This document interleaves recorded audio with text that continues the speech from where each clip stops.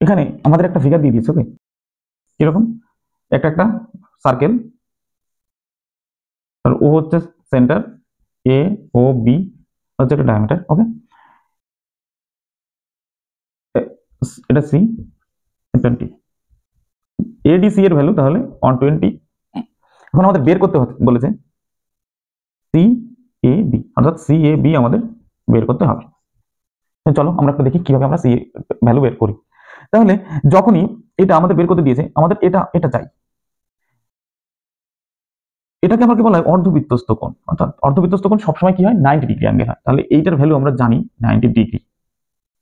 এটা যদি 90 ডিগ্রি হয় অর্থাৎ কোণ এ সি বি আমরা পেয়ে গেলাম 90 ডিগ্রি। নেক্সট, আর এডিসি কোণ বলে দিয়েছে 120 ডিগ্রি।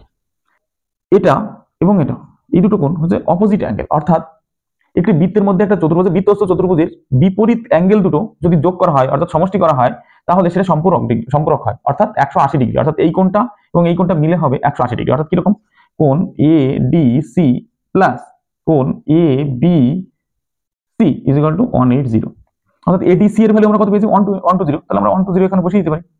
তাহলে কোণ A B C is equal to আমাদের কি বেরোবে, কোণ A B C is equal to আমরা এই পাশে 120 এই পাশে নিয়ে যাবো, অর্থাৎ কি হবে 60 ডিগ্রি।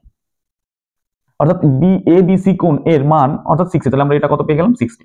তাহলে এটা 90, এটা 60, এটা কি, তাহলে এটা কোণ, অর্থাৎ একটা ত্রিভুজ এ বি সি, একটা ত্রিভুজের তিনটে কোণ, অর্থাৎ এটা একটা দুটো তিনটে কোণ মিলে কত হয় 180 ডিগ্রি।